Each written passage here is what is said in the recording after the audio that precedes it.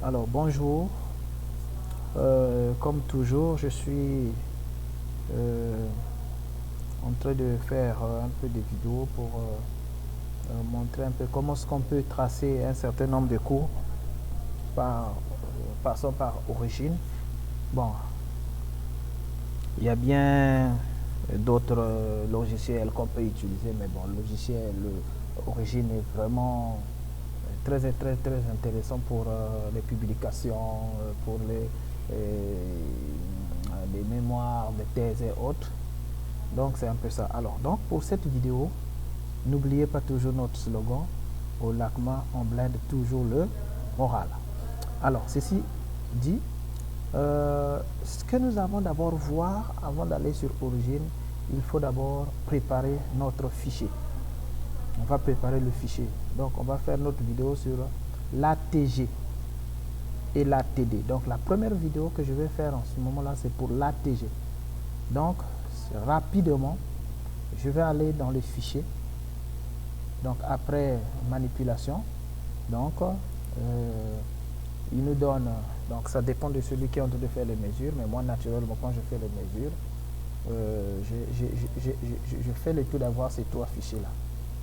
Un fichier en Excel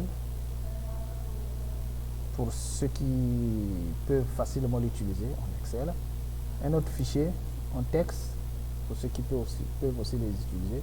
Bon, et ça c'est un fichier en STAT, donc ça c'est uniquement si tu as le logiciel qui consiste à faire les mesures aussi dans la machine et autres. Donc c'est ça. Donc moi ici je vais prendre le fichier texte. Qu'est-ce que je fais? Alors je l'ouvre d'abord. Vous voyez, quand on l'ouvre, on a tous ces tralala, opérateurs, c'est la personne qui a fait la manip, patati patata. Bon, et ça donne aussi quand même certaines informations parce que lorsque vous allez écrire sur votre expérience, ce qui a été fait, vous avez piqué certaines informations ici, là. Alors moi, ce que je fais, c'est que je copie ce fichier et je le colle ici même. Et puis, qu'est-ce que je fais? Le nouveau là, ce qui est copie, je mets new, hein, juste pour faire la différence. Et donc, voilà, j'ai le new. Et puis là, j'ouvre le fichier new et je viens jusqu'ici. Vous voyez, la dernière, donc là où il y a un là, je sélectionne tout ça. Je sélectionne, bon, je veux les sélectionner jusqu'ici, donc juste la partie qui est en haut, à partir de stade 60 là, j'enlève ça et puis je vais enregistrer. Voilà, je l'enregistre et je le ferme. Une fois fait, qu'est-ce que je fais? Comme c'est un fichier texte, je peux aussi l'ouvrir sur Excel. Donc c'est vraiment ce qu'il faut faire pour tracer une très bonne courbe, quoi. Donc je viens ici, j'ouvre Excel. J'ouvre Excel. Voilà. Et donc je viens sur Fichier, Ouvrir, Parcourir. Et voilà, je vais aller chercher le document qui se trouve dans l'ACMA. Je pense que c'est au niveau de Stan, sur la TGA. Et puis je crois que c'est un Gmo. Voilà, Gmo 60. Le dossier. Voilà, ici comme toujours, il n'y a rien, mais étoile, entrée, il y a mes fichiers qui apparaissent. Et vous voyez, le fichier new est là. Donc, je les sélectionne et je l'ouvre. Voilà, bon, je continue. Alors, je peux sélectionner virgule jusqu'à espace. Donc, tabulation, point, virgule, virgule, espace, je sélectionne et puis je continue. Je continue et je termine. Voilà, donc là, il me donne mes fichiers. Il me donne les valeurs, le fichier sur Excel, parce que ici, je vais vraiment juste les copier. Je vais juste les copier. Je vais juste les copier. Alors, qu'est-ce que je vais faire? Vous voyez, ici, c'est wet. Ça, c'est wet. Donc, c'est la masse. Lorsqu'on veut tracer la courbe ATG, cela veut dire que la masse c'est sur l'axe des ordonnées et la température sur l'axe des abscisses.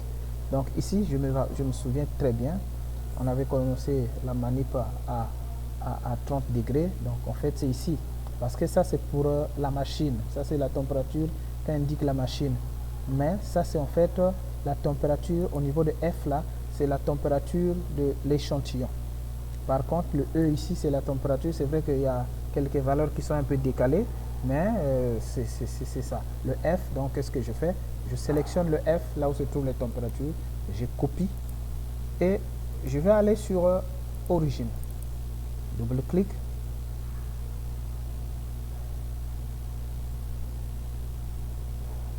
voilà, voilà. Bon, j'ai aussi des petits soucis avec origine parce que je suis en train de faire ces je suis même pas à la maison, donc c'est ça. Et donc quand j'arrive, je fais quoi? Je copie. Voilà, je copie, ça c'est la température, donc je peux mettre T. Je vais aller aussi encore une fois de plus pour copier la masse. Et voilà, la masse c'est C. Je copie, je sélectionne tout et je copie aussi. Je reviens encore sur origine. Et voilà. Je paste. Je colle ici. Donc je peux mettre weight, donc c'est W. Alors, je vais aller un peu plus en bas parce que le plus souvent il y a quelques valeurs encore qui se trouvent en bas, qui peuvent gaspiller, voilà, tel que ce que nous voyons ici. Vous voyez, il y a des valeurs qui ne sont pas en ordre ici, là. Donc, ce qu'on va faire, on peut sélectionner tout ça. Vous voyez, parce que les vraies valeurs de la température et de la masse s'arrêtent ici. Donc, moi, qu'est-ce que je fais? J'enlève tout ce qui est en bas là. Hein, parce que c'est pas important. Il faut veiller sur ça parce que après, ça peut gaspiller votre courbe. Donc, j'enlève ça. Et voilà. Alors, si vous voulez ouvrir une autre fenêtre là, c'est juste clic droit, Add a new column. Donc ça c'est bon. Mais vous voyez que ici par exemple,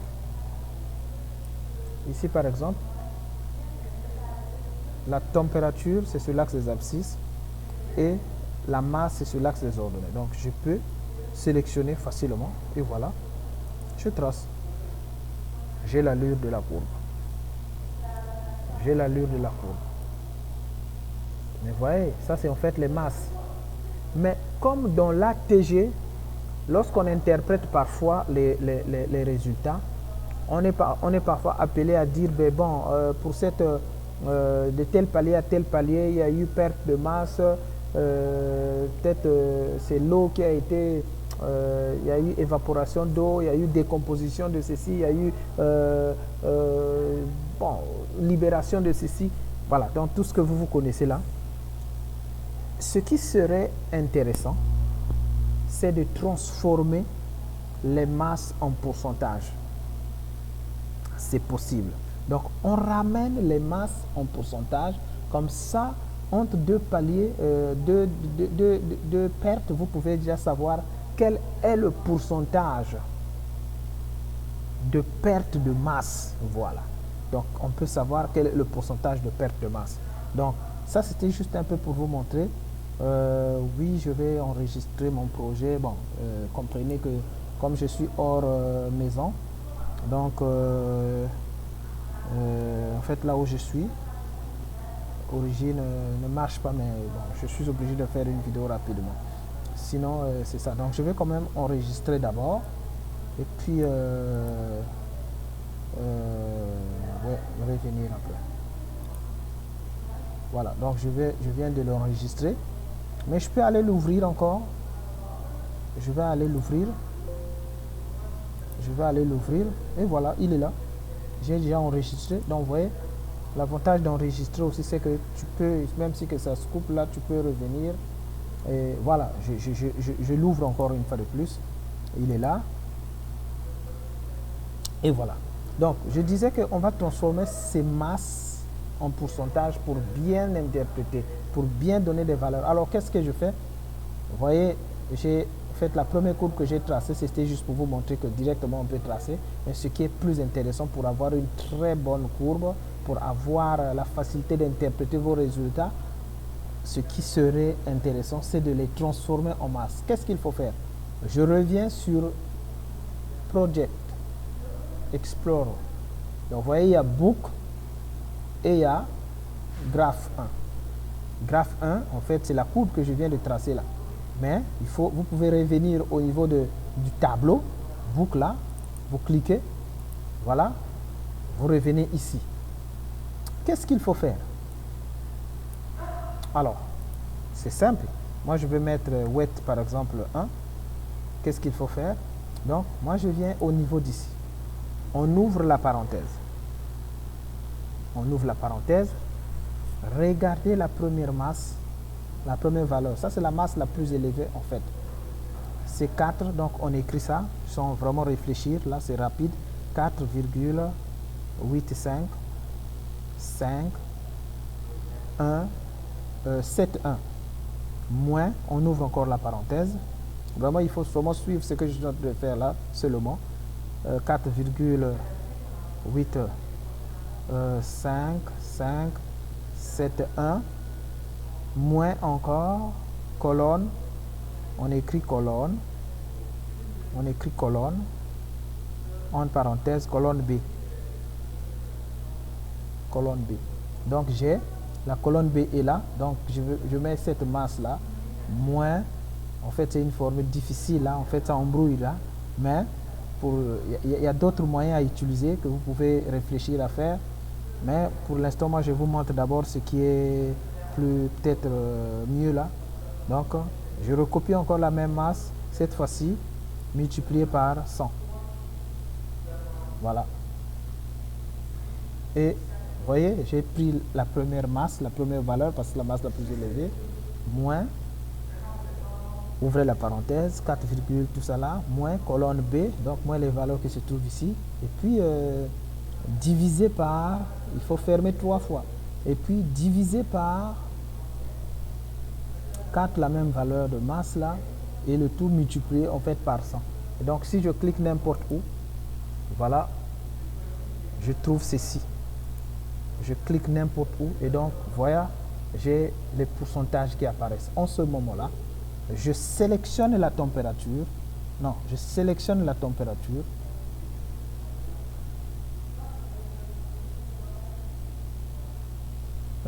Qu'est-ce que je fais? Voilà, ça c'est en grammes. Bon, là aussi, lui, il veut que je puisse encore enregistrer. Il n'y a pas de problème, je vais encore enregistrer. C'est ça.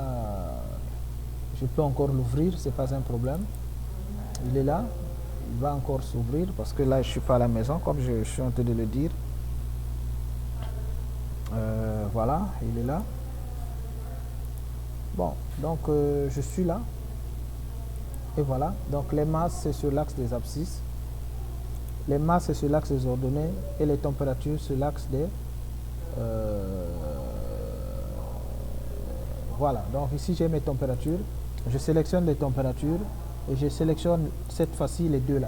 Parce que la colonne B là ne me sert plus à rien, j'ai déjà transformé.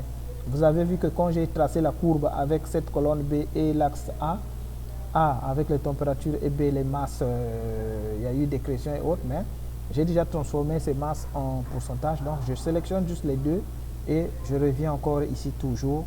Voilà, je clique et j'ai cette fois-ci les pourcentages. Je peux facilement interpréter ma courbe. Donc, ici, je vais maintenant mettre, ça c'est la température, c'est la température, température, la température en degrés Celsius. Bon, CTRL M pour aller avoir degrés. Voilà, insert. Et puis, je peux mettre C. Et puis je mets juste entre parenthèses, je ferme, entre parenthèses, et voilà. Je peux aussi mettre en gras. Et puis ici, on sait que c'est la masse, c'est en fait la perte de masse. perte de masse en pourcentage en fait. Donc je peux CTRL M encore pour aller chercher les pourcentages ici. J'insère et puis je peux encadrer, puis je peux encadrer, et voilà, je peux encadrer, voilà, là c'est bon. Bon, je peux garder ceci aussi, je peux juste mettre ça en gras et puis je peux délimiter ma courbe, délimiter la courbe comme je l'ai déjà montré dans l'autre vidéo. Comme les manips avaient commencé, je crois ceci c'était à 30, donc je peux commencer à 30 et jusqu'à 850 si je ne me trompe pas, et voilà, j'apply et voilà, c'est bon. Je viens au niveau des grids pour juste délimiter comme je l'ai déjà montré dans d'autres vidéos. Là aussi je sélectionne et voilà, c'est bon. Je viens à stick, c'est pas important, et voilà, franchement j'ai fini et j'ai ma courbe.